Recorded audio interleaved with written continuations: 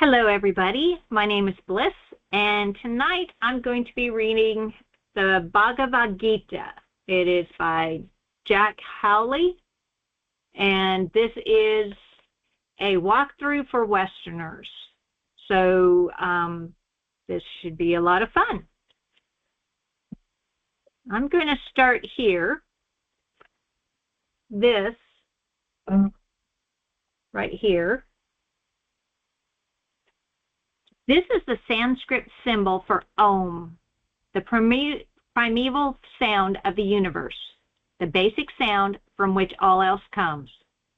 Om is in every place, mind, and heart. Often spelled A-U-M, it is usually spoken almost under the breath and pronounced in the consciousness as well as in the mouth as Om. The small silence at the end is as important as the sound itself. It is said that the recitation of Om while contemplating the mystical symbol will help to calm even the roaring waves. I apologize if I stumble over any words. If anybody has any questions, please raise their hand or turn your camera on. And I will pause every once in a while, see if anybody has anything to say. This is Jack Howley speaking. A few years ago, I struggled mightily for days, weeks, trying to write an article on what the Gita's splendor and utility means to me. The prospect of composing yet another intellectual analysis or codification of the principles bored me. As I pondered, an ancient voice within me whispered, "Share your love." The aha doors opened. I love the Gita's basic goodness and how it pushes me beyond merely striving to be a good person, towards becoming my own divinity within. I love that it provides me with page after page of methods for calling forth that extreme goodness, and how I love how it continually reminds me what to do. I love my inner peacefulness whenever I enter the Gita's teachings. I love how almost all my anger has been eliminated and how worldly agitations are largely things of the past for me.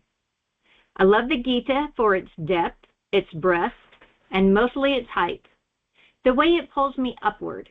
I love it for its humanness as well as its sublimity.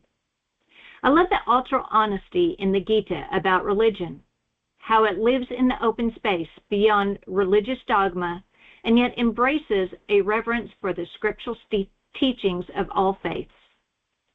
I love the Gita's insistence that we consciously live by our own inner truth. I love how it doesn't compromise an iota on this, how it won't put up with any excuses where truth is concerned. I love the Gita's clarity about how we have to live with the consequences of our actions, good or bad, but with no hint of punishment.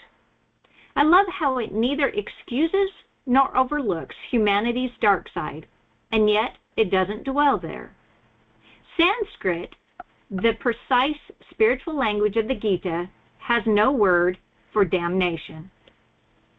I love the antiquity of the Gita, appreciating that it precedes by thousands of years the societies we Westerners think of as the cradles of civilization. This isn't merely older is better snobbery. The Bhagavad Gita has passed the persistent tests of countless centuries, and yet it remains the basis for all the spiritual teachings known to the world today. I love the Gita's teachings on acceptance, not merely compliance, but acceptance as an overpowering state of mind and way of being. A receptiveness so elevated that one's life forever soars when touched by the magic of it. This all-embracing acceptance is the most shining facet of love, the very essence of spiritual surrender. I love the happiness in the Gita and thoroughly appreciate its careful explanation of how to attain real bliss. Not me, real bliss.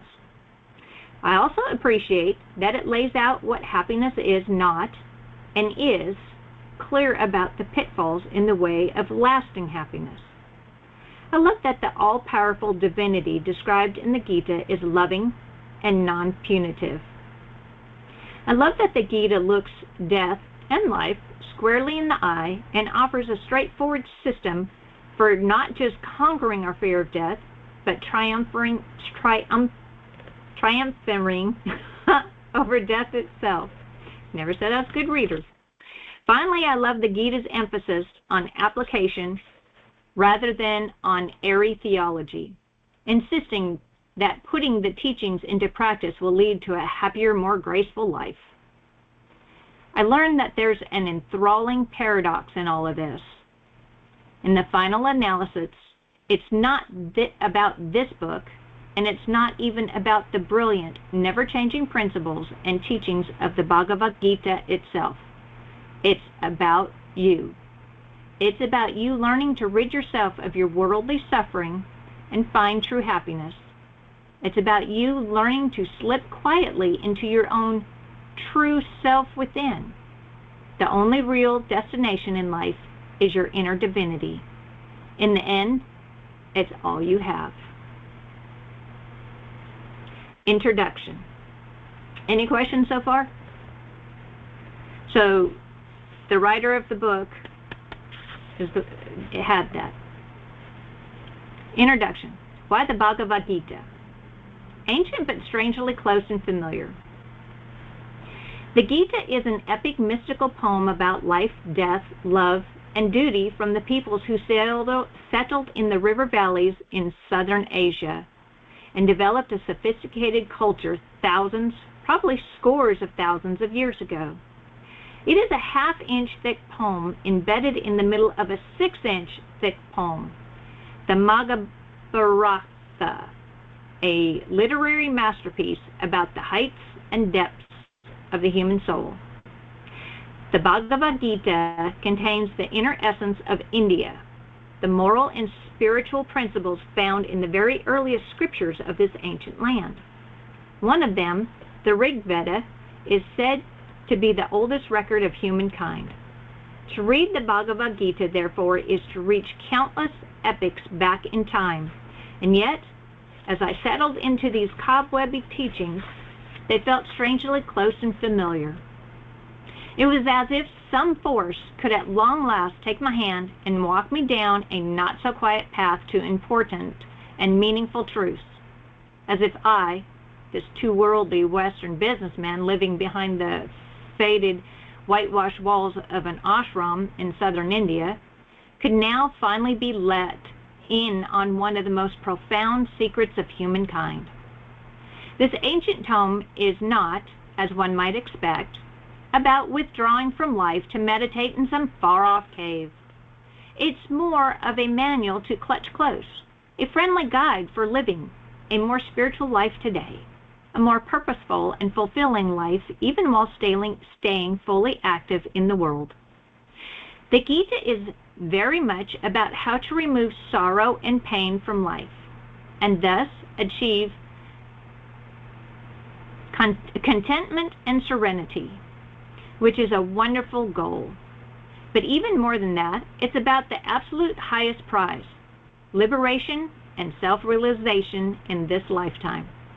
It's not merely about the quest for these lofty things. It's a detailed map to the treasure itself, a handbook for living a higher, more satisfying existence, here, now, in today's tough and troubling times. And the Gita is also about how to die and what happens after. As I studied the Gita, I found myself so engrossed in this old yet current scripture that I carefully worked through each of the 700 verses, or slokas, one by one. I called it a walkthrough, and it is not an easy stroll. The Gita's message is full of profound, sometimes intricate spiritual concepts. Many of the painstaking translations written by scholars for other scholars can be almost painfully thorough. And Sanskrit, the early language of the Gita, contains exact terms for spiritual and philosophical concepts that, when put into English, can sound too condensed. Like one of those old pay-by-the-word telegrams. Arrive, noon, Tuesday, meet me. Important details are missing. You often don't know what is really being said. I wanted to understand the book in a way that spoke as directly as possible to my struggles and daily concerns. So I developed a pattern of juggling 5 or 6 translations of the Gita on my desk and lap, scratching notations in the margins, checking one against the other, and writing out my own synthesis of each shloka in modern American English. This allowed me to get into the flow of ideas and not interrupt my reading every few words to clarify the meaning of some hard-to-grasp idea.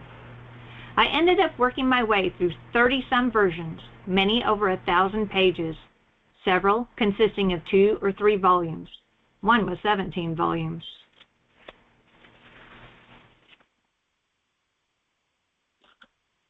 To read the Bhagavad Gita is to swing back and forth smoothly between the head and the heart, between the worldly and the spiritual, arcing between gaining knowledge and applying it in today's real world. It is the swing from humanness to godliness lies the Gita's secret penetrating power, its ability to lift and move us. The year is 3141 BCE. Arjuna, an esteemed warrior prince at the height of his powers, the greatest man of action of his time, is readying to go into battle. It is a righteous fight to regain a kingdom rightfully his.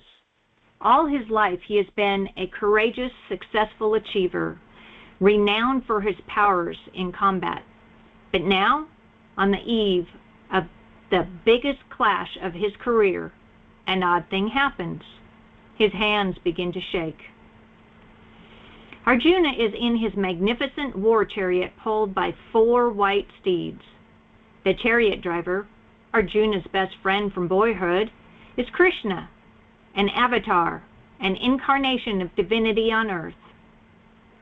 Arjuna, who doesn't really understand Krishna's divinity, has directed him to drive the chariot into the center of the plain, where the great battle is soon to begin. The opposing armies have gathered on each side. It is an epic scene, 2 lone figures parked between the legions of good and evil. Masses of soldiers, tents, masses of soldiers, tents, cook fires, neighing horses, banners snapping in the early afternoon breeze. The bustle, noises, and smell of pre-battle filling the air. Arjuna's eyes scan the opposing forces, pausing on former friends, revered uncles, teachers who taught him his warrior skills. All are bravely making ready for the manual slaughter. He slumps, breathes heavily, and looks quizzically at Krishna. Reading the Gita, did I miss it? Yes. Reading the Gita, we come to better understand life as an inner battle, a struggle for the mind, heart, body, and spirit. And make no mistake, it is a fight to the death. We learn that our real enemies are not outside, but within. Our own desire, anger, and greed. This is what makes it so hard. These arch enemies have linked forces so powerfully that they are all but unbeatable. We're losing. The Gita boldly declares that spirituality is the only winning solution.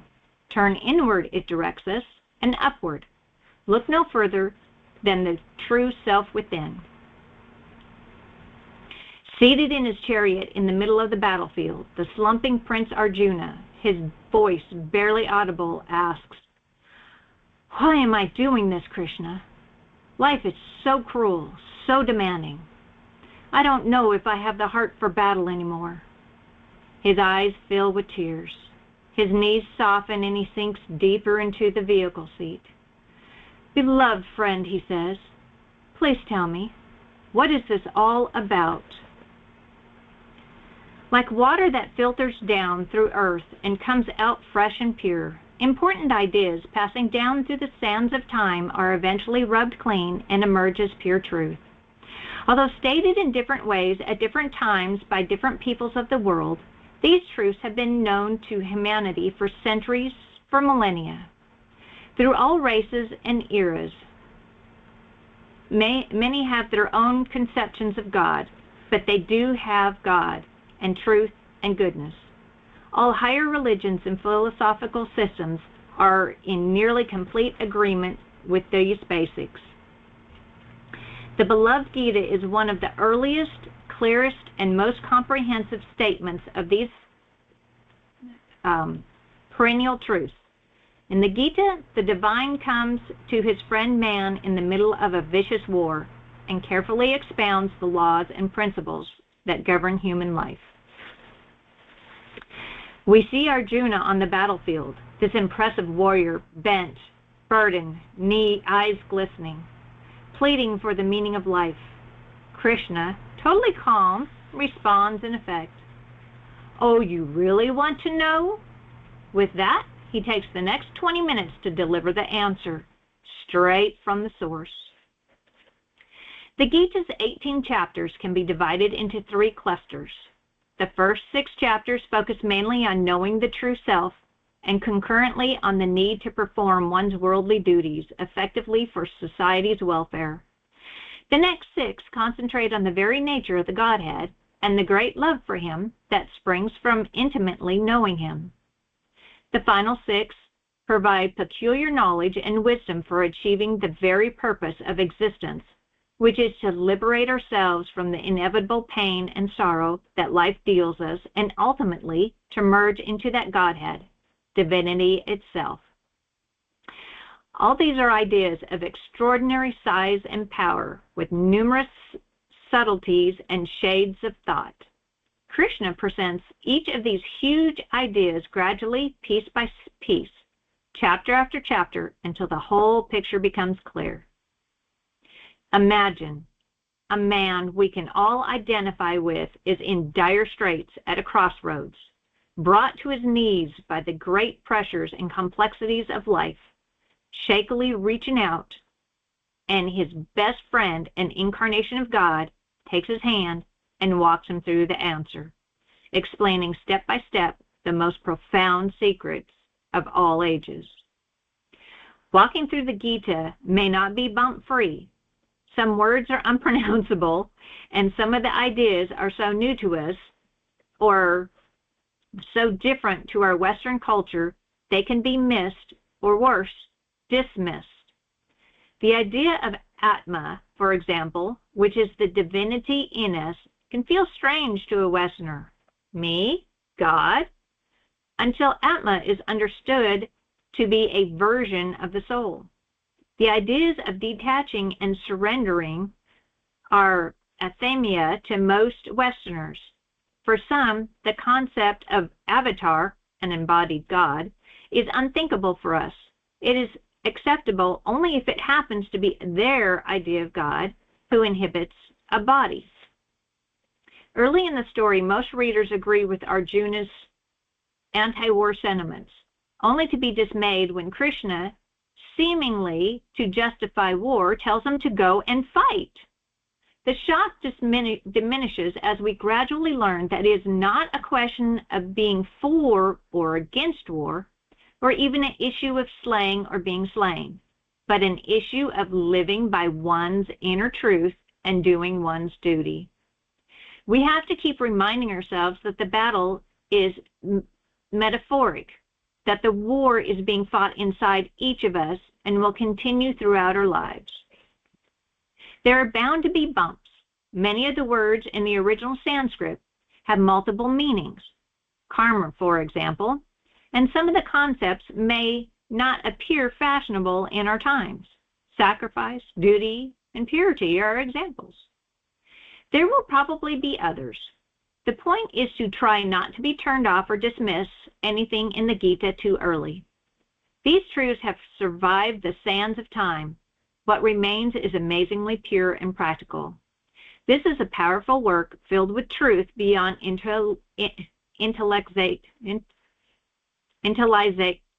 well, anyway, it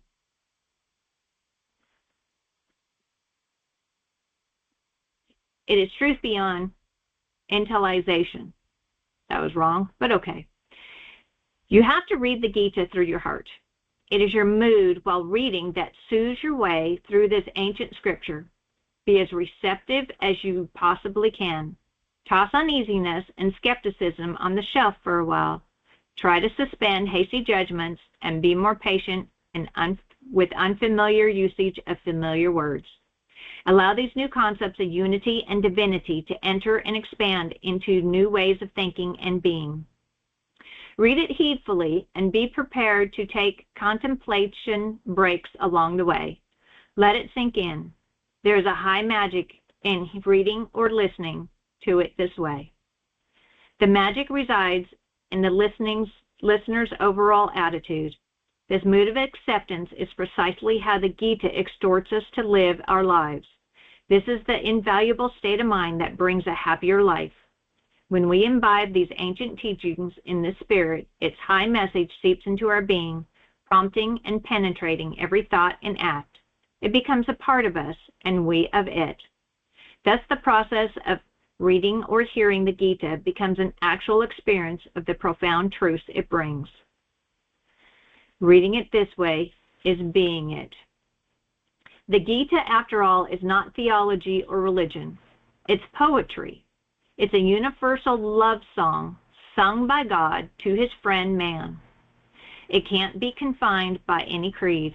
It's a statement of the truths at the core of what we all already believe, only it makes these truths clearer, so they become immediately useful in our daily lives. These truths are for our heart, not just our heads. The Gita is more than just a book, more than mere words or concepts. There's an accumulated potency in it. To read or listen to the Gita is to be inspired in the true sense of the term, to be inspirited, to inhale the ancient and ever-new breath of spiritual energy. Now we too are there on that long ago yet strangely current battlefield, a witness to Krishna's grand teachings. We too are there, being let in on the secrets. We watch and listen as the Lord himself, swinging easily between ecstasy and practicality, imparts the absolute deepest and highest teachings. We too are walking through God's precise loving responses to the most anguishing and important questions of humanity today.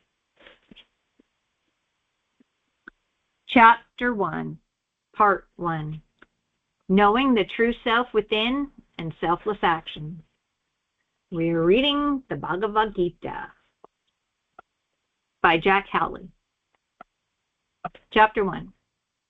Arjuna's anguish, which is Arjuna Vishalda Yoga.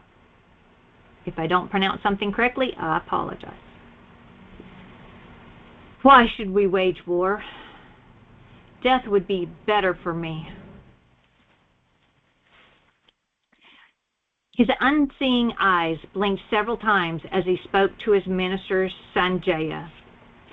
The blind old king Dhritarashtra fidgeted and cleared his throat. Tell me, Sanjaya, what is happening on the holy plain where the mighty armies of my son Duryodhana and the armies of his cousin Arjuna are gathered to fight? The old man knew that his son Duryodhana's decision to go to war was wrong. He knew that the young king's judgment was clouded over by his jealous hate for his cousin. The old man had felt pangs of conscience, but had said nothing when his son cheated Arjuna's family out of their rightful kingdom and then denied requests for even a trifling parcel of land that was rightfully theirs. The old man had maintained his curious silence when his son mortified Arjuna's wife and the whole family in public by having a henchman attempt to strip her of her clothes.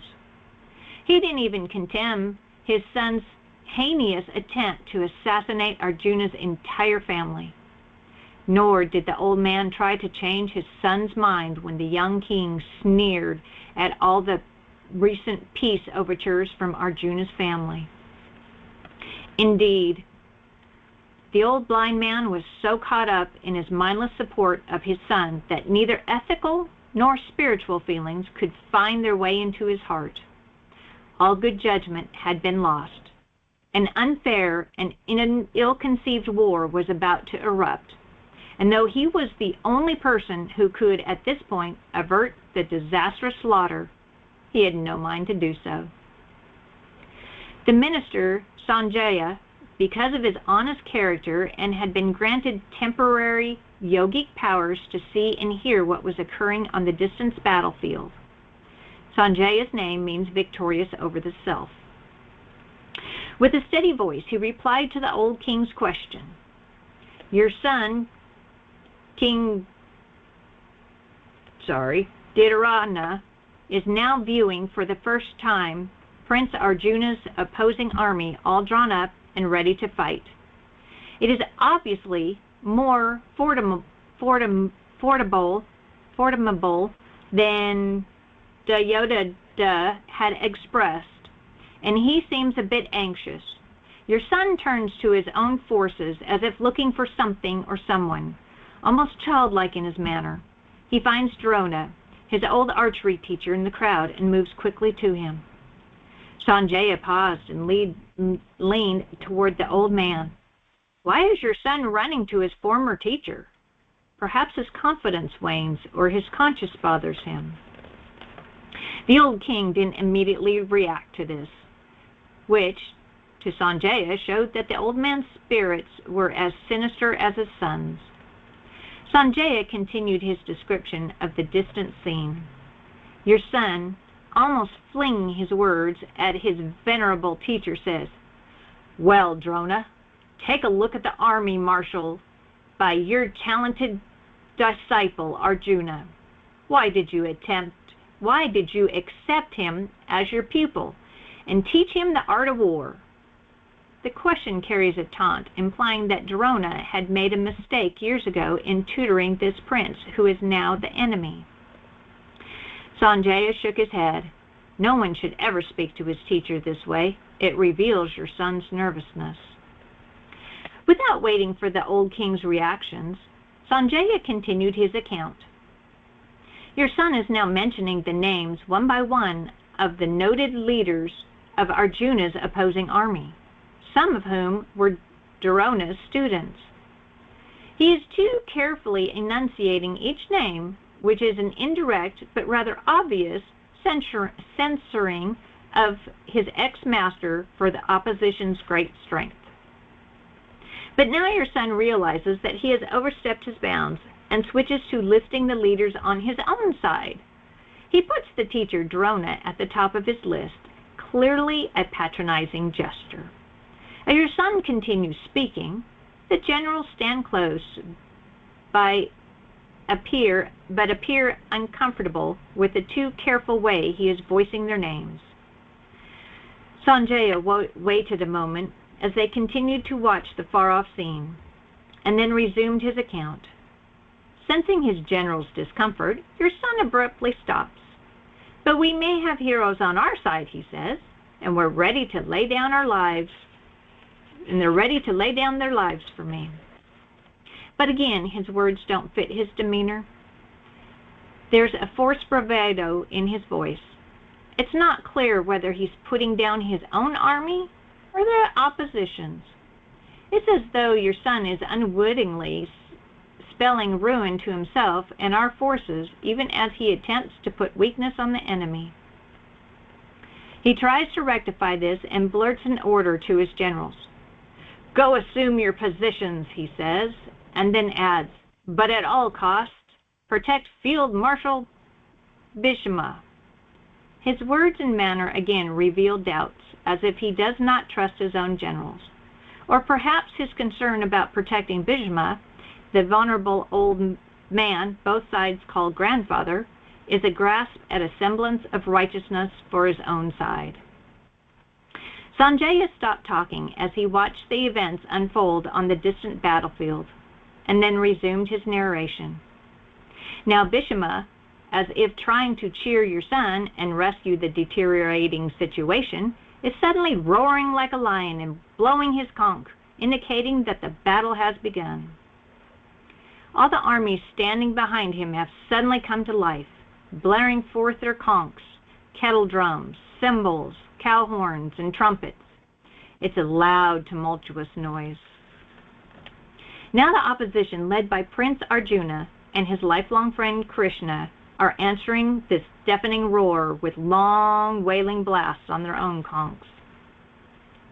This incites all their forces to join in, trumpeting and pounding drums, a noise that fills earth and sky with reverberations. The tumult seems even greater than that of the army of your son, although Arjuna's army is smaller.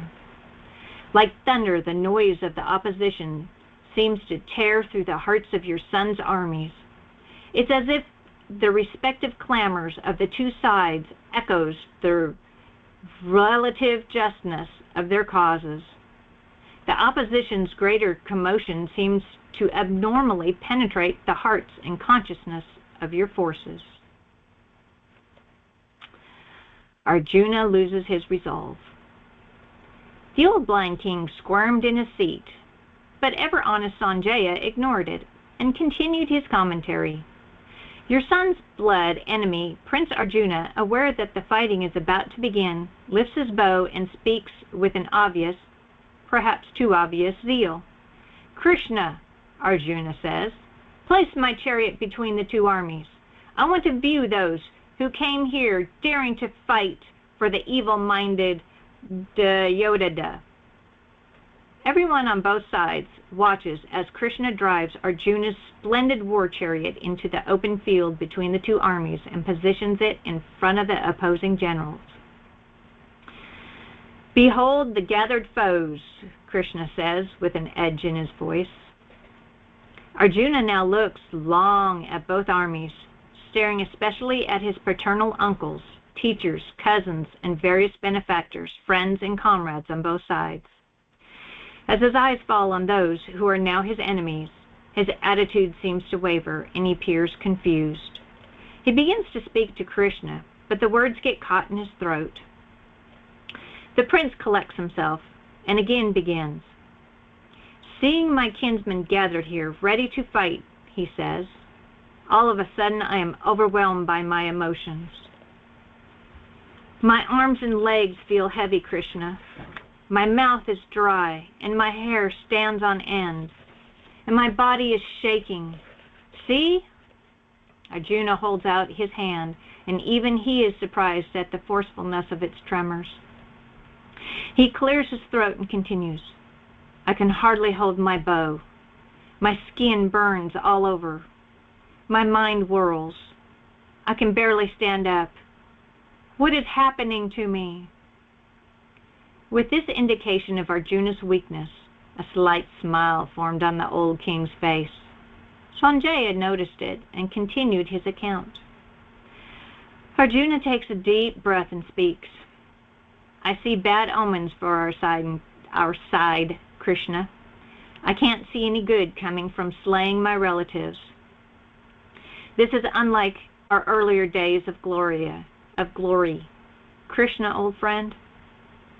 Now I don't desire victory or a kingdom or pleasures. Of what use are they? Of what use is life, Krishna? It is for the sake of the people on our side, our own teachers, relatives, and allies, that we seek the pleasures of victory and kingdom. Here they are in battle gear, ready to give up their property and even their lives. It is all so useless, Krishna. Even though these enemies want to kill me, I don't want to kill them, not even for the kingship of the whole world or even the heavens. If these great prizes hold no interest for me, why should I wage a bloody war for this sultry kingdom? I would be forever ashamed, Krishna, if I were to kill my kith and kin. I could never find any satisfaction in such slaughter. Though their bows are drawn to kill, to slay these people would be a sin. So what if they're evil? They're my relatives. How could I ever again be happy? I know they are overcome with greed, and I know they are blind to the evil in their treachery, but does that justify my being blind too? Old friend, Arjuna continues to Krishna, when a family declines, its traditions are destroyed, and the entire family loses its sense of oneness. Without unity, the women get corrupted, and with the decline of women, the world is plunged into chaos. Social turmoil is hell, Krishna, for the family, for the destroyers of the family, and for the whole society. It is said that those who destroy the family unity have to live in hell. Ah, and yet here I am, goaded by greed, ready to kill my own kinsman.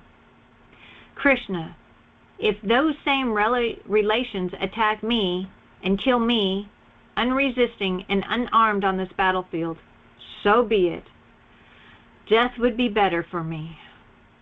At those final labored words of Arjuna, Sanjaya stopped his commentary for a moment and then told the blind old king what he saw. Now the great warrior, Prince Arjuna, overcome by anguish in the middle of the battlefield, slumps to his chariot seat and flings his bow and arrows to the floor of the chariot. Chapter 2. Does anybody have any questions, comments? Is it interesting?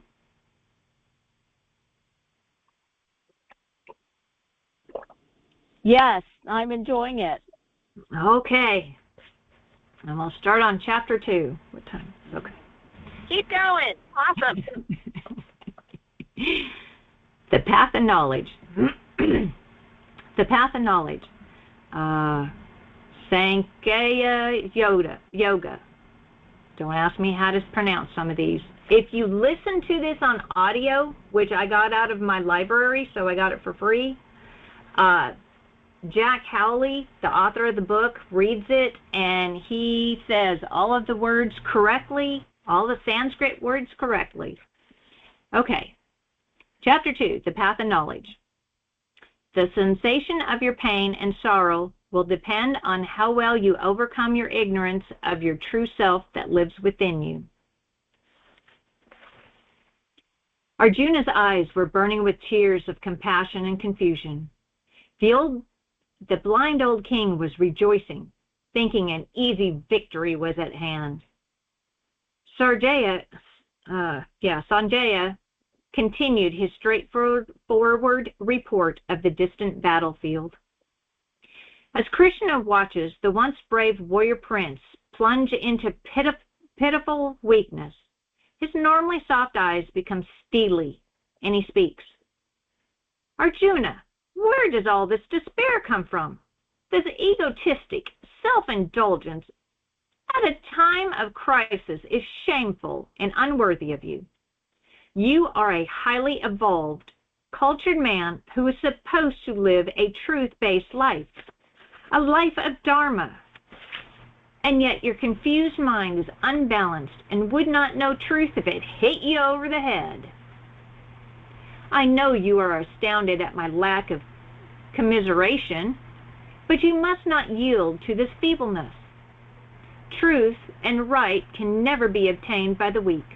You are a great warrior, a proven winner. Cast off this faint-heartedness. Stand up, O scorcher of enemies. Arjuna interrupts. I can't believe you're telling me to fight. He shakes his head as though trying to clear his mind. Krishna sits quietly. Arjuna breathes deeply and blurts, How? The word hangs in the air between them. How? He repeats. How can I not be weak, Krishna? For me to attack Bhishma, who has been like a grandfather to me, and assault my beloved former teacher Drona would be wrong. I should revere these elders, not shoot at them. I don't want a blood-smeared victory. And if I kill them, I would not care to live. Krishna, it would be better to be killed myself. Ugh, he mutters ruefully. I don't know which way to turn. Either way, winning or losing this battle, I lose. Arjuna becomes the disciple and Krishna the divine teacher. I'm utterly confused, Arjuna continues, as to what is my duty. I can't think of any remedy for this awful grief that has dried up my energy. Krishna, if I were to gain great wealth and power, what would that prove? I'm asking you to help me, not to just tell me to go out and fight. I beg you to tell me what I should do. I am your pupil. Be my teacher, my guru. I take refuge in you and surrender to you. Please instruct me, beloved Krishna. Show me the way. The great warrior prince, who has never known retreat, slips deeper into his dark dejection. He mumbles, I shall not fight, and becomes silent. And now that Arjuna has submitted himself as a pupil, Krishna transforms into his true role as the divine teacher.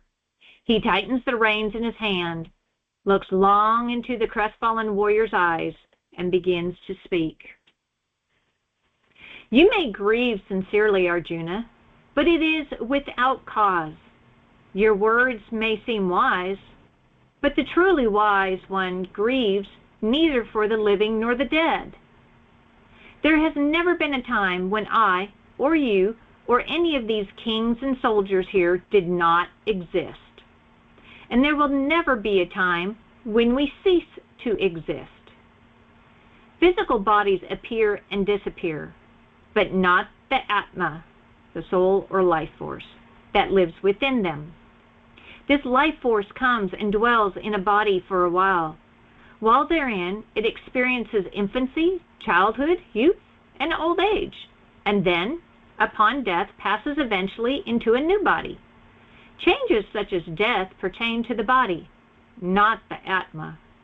The wise person does not get caught up in the delusion that he or she is this body, Arjuna. This delusion is the very definition of ego.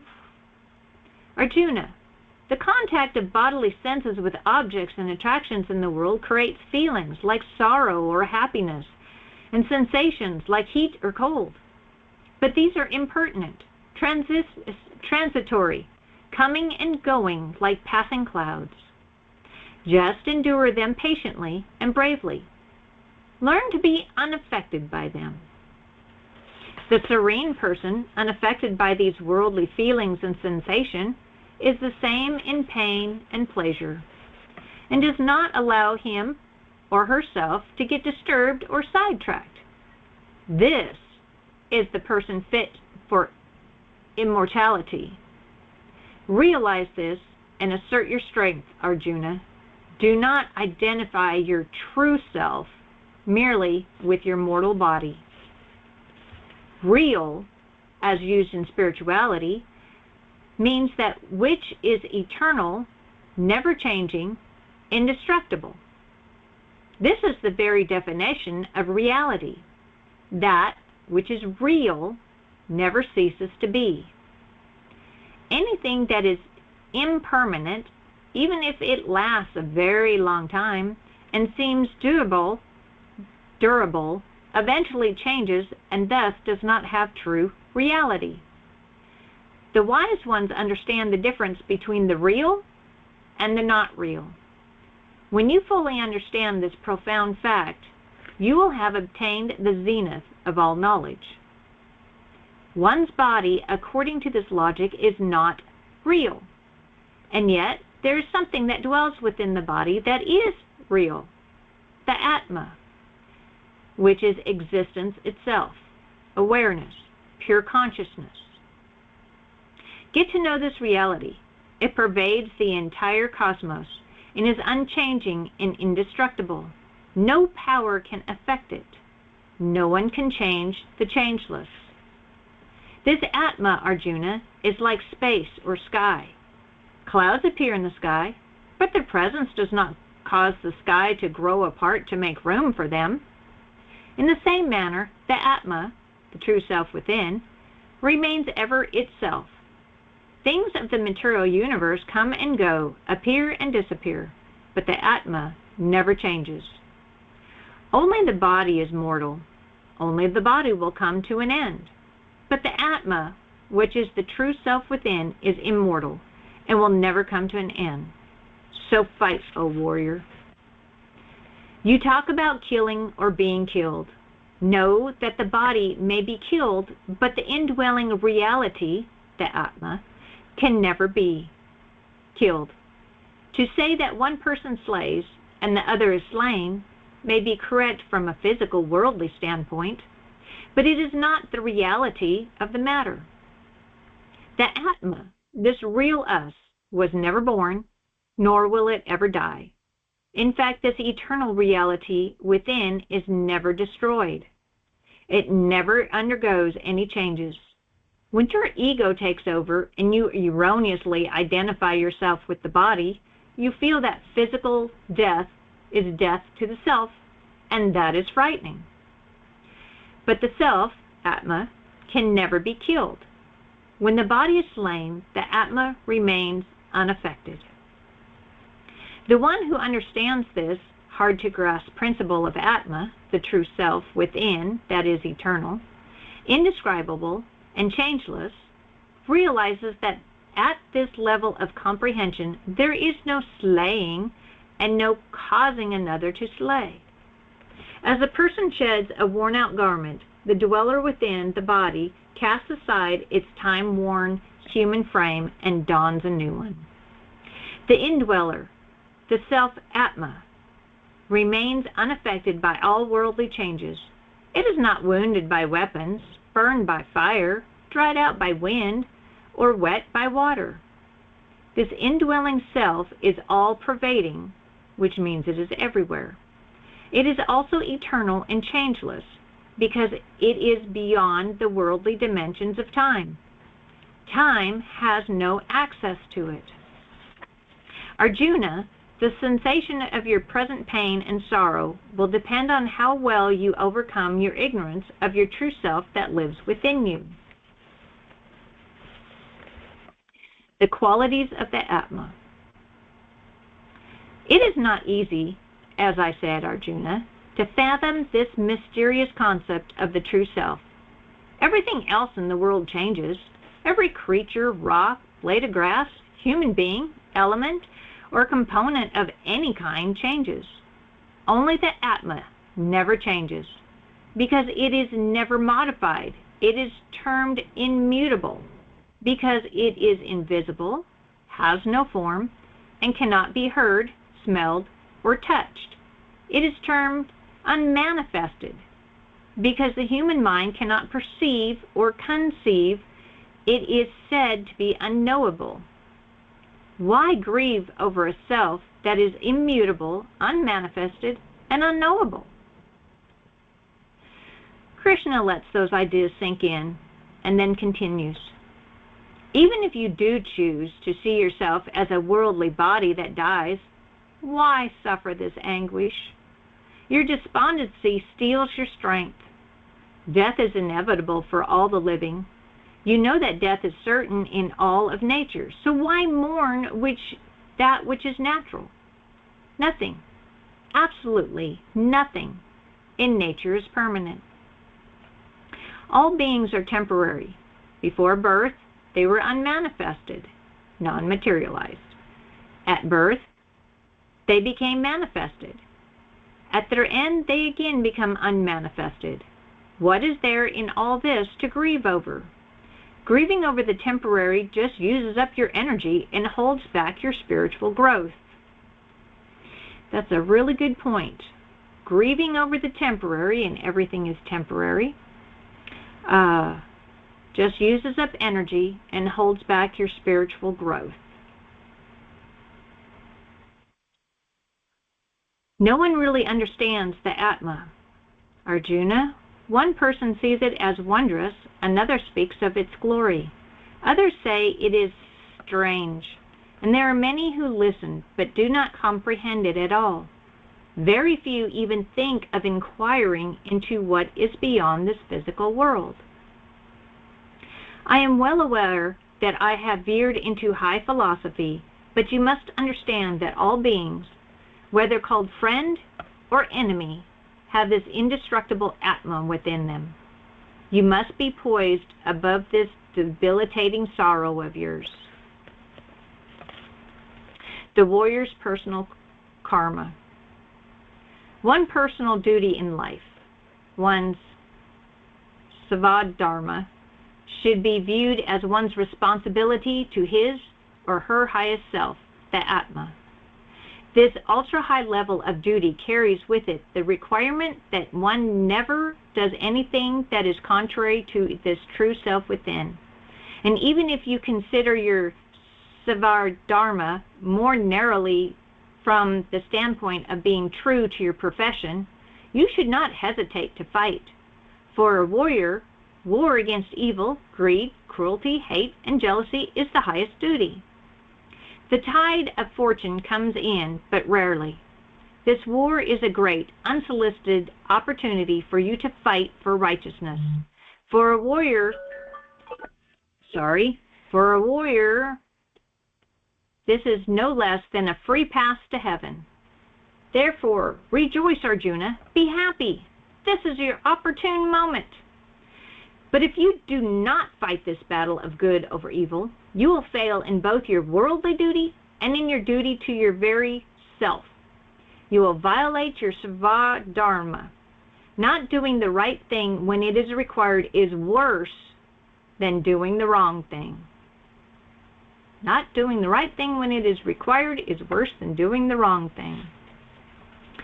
If you do not do your duty, the tale of your dishonor will be repeated endlessly. For a man of honor to go down in history as dishonorable is a fate worse than death.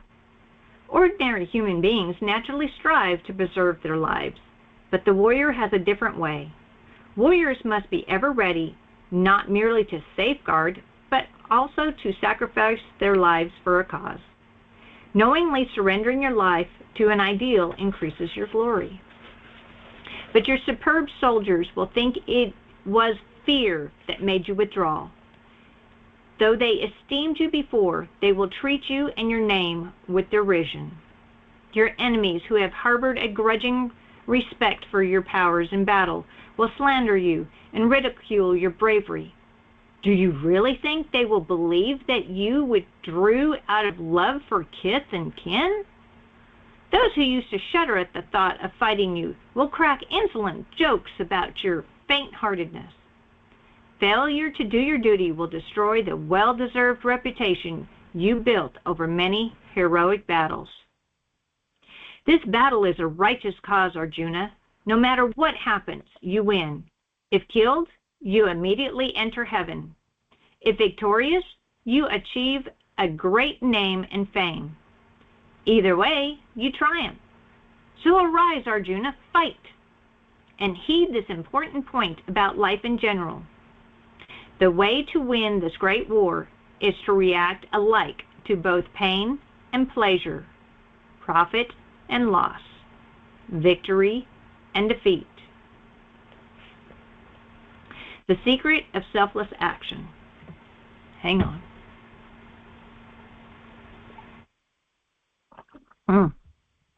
Sorry, I had to get a drink there.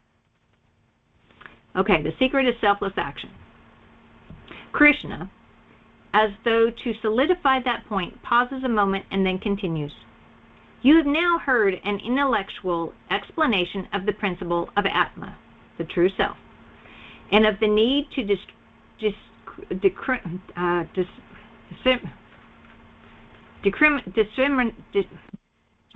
the need to understand between the real, unchanging, and the not real, anything that changes. Now pay attention while I explain a practical spiritual discipline called Karma Yoga for living a more effective, happier life in this vexing, ever-changing world. This is the path of selfless, God-dedicated action. By making this your path, you can live a spiritual life and yet stay fully active in the world. You can remain a man of action, achieving your very best, and yet not be bound or caught by the worldly. Karma Yoga, literally, union with God through action, is not in the least bit dangerous, old friend. On this path, no effort ever goes to waste, and there is no failure. Even a little practice of this will protect you from the cycle of death and rebirth.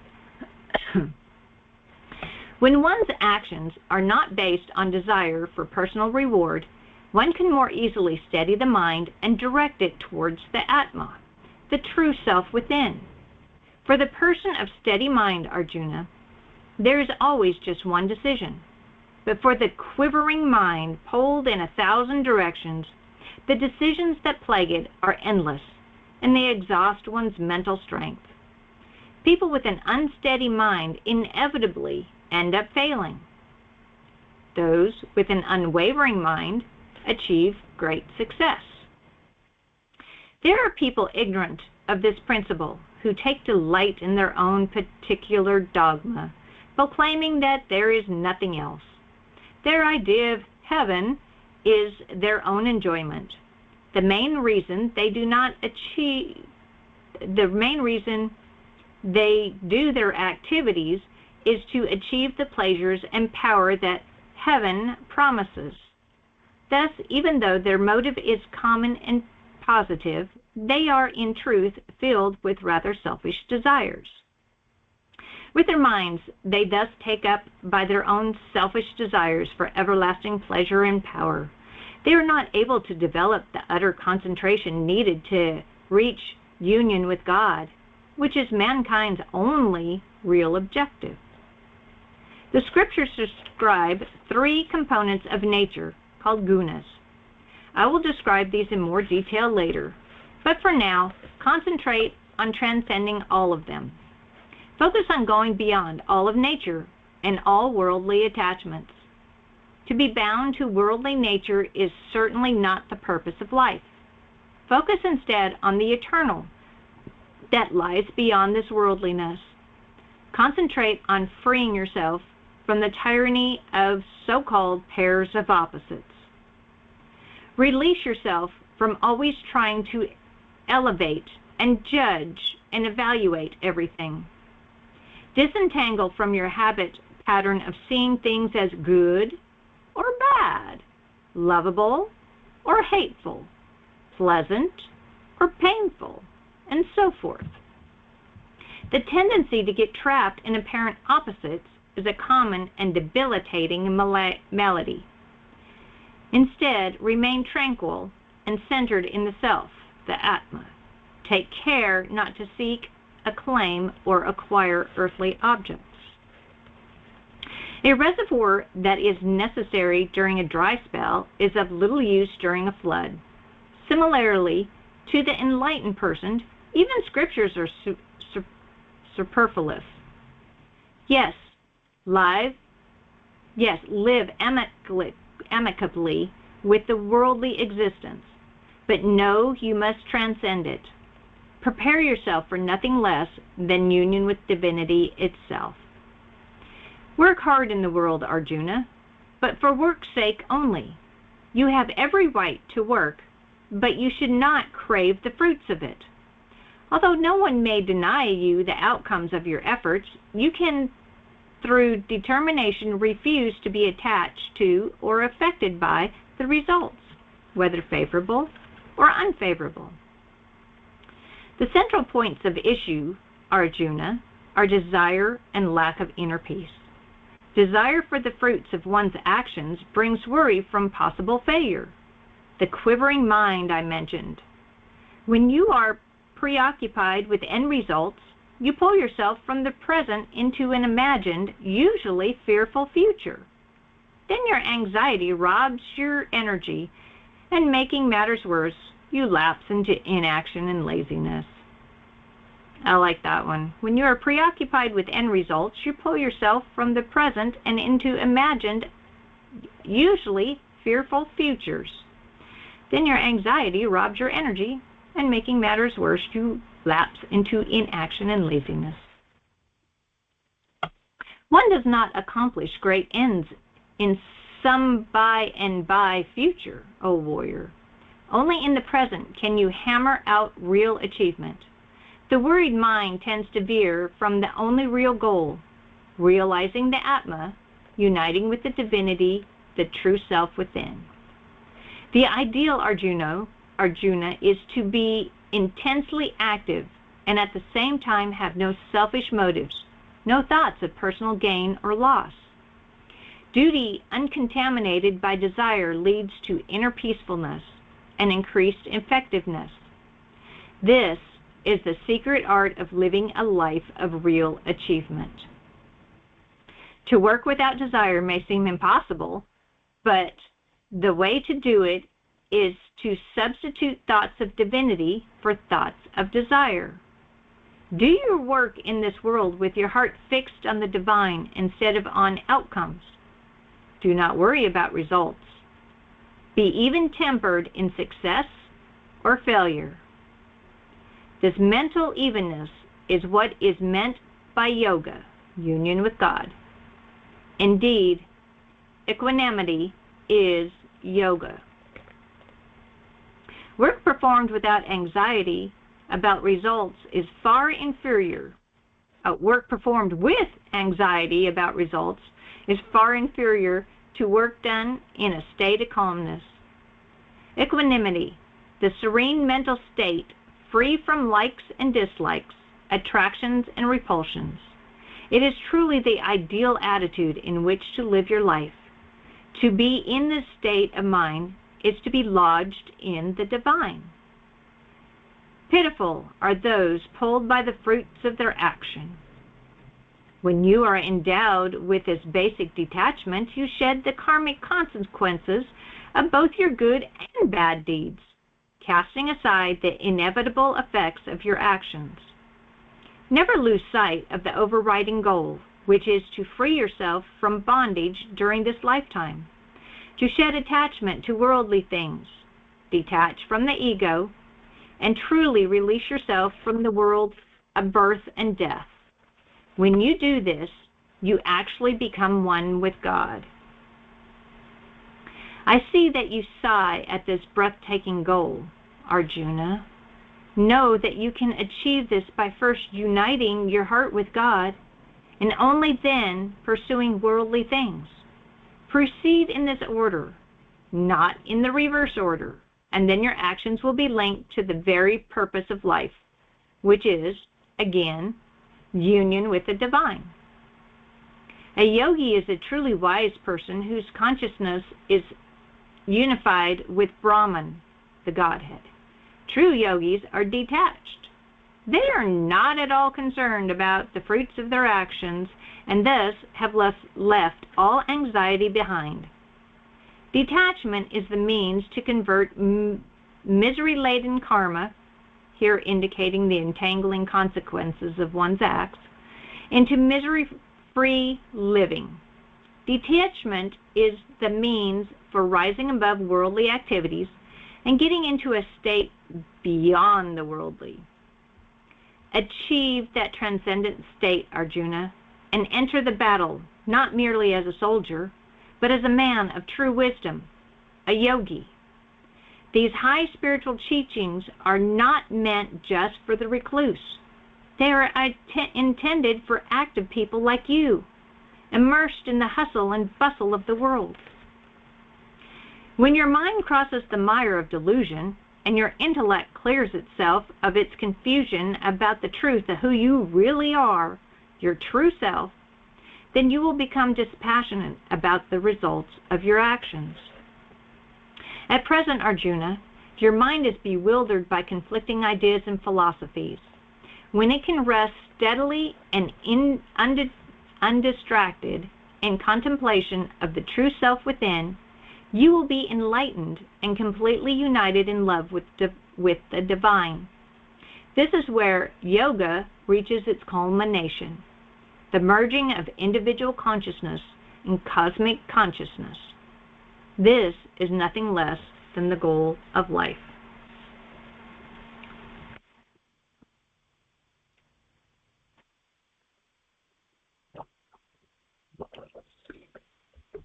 Description of the illumined ones.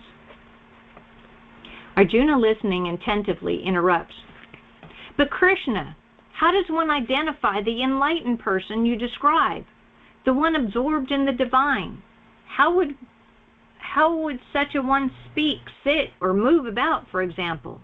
If I knew that, I could better strive for it. Krishna answers, Old friend, you should strive to become such a person. This person is called illumined. Some Sanskrit word I'm not even going to try and pronounce, which literally means one who is established in wisdom. This is the one who abandons all selfish desires, cravings, and torments of the heart, who is satisfied with the true self and wants nothing outside of the self. This one knows that real bliss is only found within. This is the man or woman whose mind is undisturbed by sorrow and adversity, who doesn't thirst for pleasures, and is free of the three traits that most tarnish the mind, namely attachment, fear, and anger. The three traits that most tarnish the mind are attachment, fear, and anger. Such a one is an illumined one. The person who is detached, desireless, who neither rejoices nor gets depressed when faced with good fortune or bad, that person is poised in wisdom above worldly turmoil and is therefore an illumined one. The illumined one has learned to deftly withdraw the scenes from the attractions of the world, just as the turtle naturally pulls in its limbs to protect itself. This is very important, Arjuna. Let me explain further. When people pull back from worldly pleasures, their knowledge of the divine grows, and this knowing causes the yearning for pleasure to greatly fade away. But inside they may still hanker for pleasures. Even those minds that know the path can be dragged away from it by unruly senses. Much as one's spiritual discipline must therefore focus on taming wayward senses and become ever vigilant against the treacherousness of the senses. The refinement of an individual or a society is measured by the yardstick of how well greed and desires are controlled.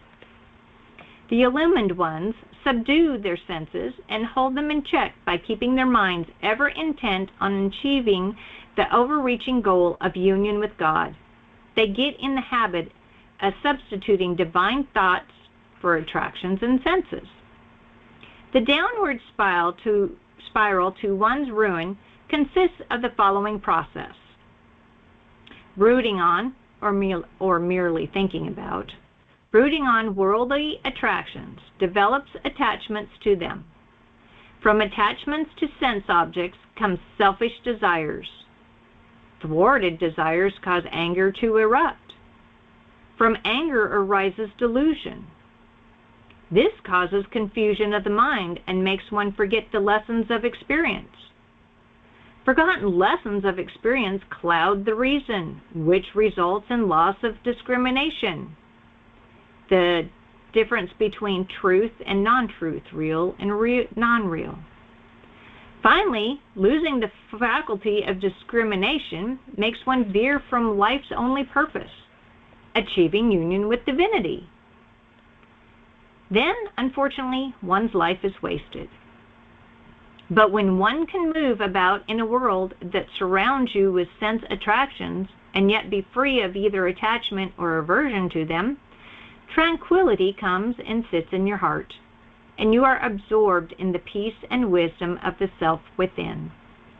Serenity, Arjuna, is the point at which all sorrows ends. Serenity is the point at which all sorrows end. This Atmic wisdom, knowledge of the true self, is not for all. Those with agitated, uncontrolled minds cannot even guess at the those with agitated, uncontrolled minds cannot even guess that the Atma is present here within. Without quietness, where is meditation? Without meditation, where is peace? Without peace, where is happiness? The roving mind that attaches to the objects of the senses loses its discrimination and is adrift, a ship without a rudder. Even a small wind blows it off its safe charted course. Those who use all their powers to restrain the senses, steady the mind, and free themselves from both attachment and aversion, they are the people of true wisdom. They are the illumined ones.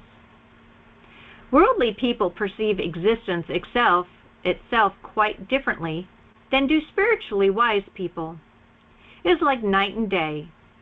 What is nighttime for one is daytime for the other. What worldly persons experience as real, the body, earthly pursuits, pleasure, pain, illness, sensory attractions, the illumined ones see as not real and of no consequence. What the illumined one knows as real, spirit, quietness, and so forth, the unenlightened consider to be unreal and of no value. Waters from many rivers continually flow into the ocean, but the ocean never overfills.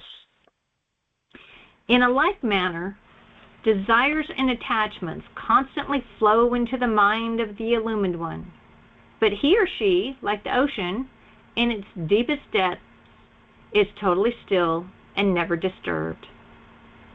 To gain access to the state of utter peace, Arjuna, you must be free of ego, the sense of I and mine, and live devoid of cravings.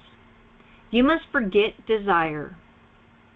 This is the fixed state, still state of the illumined one, the one firmly established in union with God. Once one achieves this state, one never falls back from it into delusion. Furthermore, the person in the state at the instant of death merges into divinity and becomes one with the divine. And this, Arjuna, as I have often repeated, is the very goal of life. Comments? Questions? We're at chapter 3, and I don't think I'll get it in by 8 o'clock.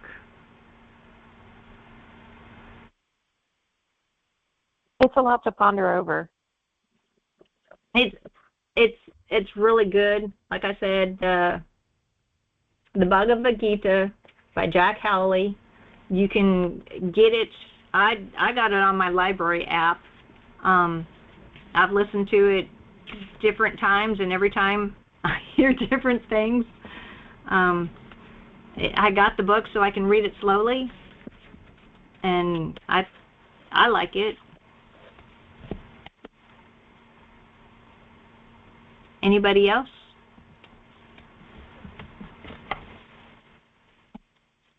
Okay. Hey, this is Linda. Hey, Linda. Hi. So I was thinking that when he's talking about battling with the relatives, that it sounds a little bit like when Christopher talks about your inner village and all the different voices, and they all have their opinions and all of that, but you have, I don't want to say battle with them, but you have to face them and see which ones are of service to you and which ones aren't. And they're all inside you, so, they're all related to you, but they're not all equally worth keeping around. Right? Yes. And yeah. You don't want to be pulled one way or the other. Yes, it's kind of like I'm not saying the battle actually didn't ever happen, but it's almost like, okay, we're going to talk about a metaphor of an actual battle, but really it's the battle within. As I've looked online couple things today, knowing that I was going to be reading, and that's what I get from it, and that's what I've seen in so many of these things. Like I said, the battle sure could have happened. I don't know. I wasn't there at 3000 BCE or whenever this was, 3100 BCE. Are but you sure yes, about that? well, it said in the beginning it's supposed to be then. I don't know when it was. Now, I could have been there. Sure, are you sure you weren't there? Yeah, well, I could have been there. I clicked in what you were saying. I could have been there. I just don't remember being there right now. Me neither. I might talk about it tonight. But yes, that the battle is within, and there's to me it's kind of like Proverbs. There's so many good nuggets in here. And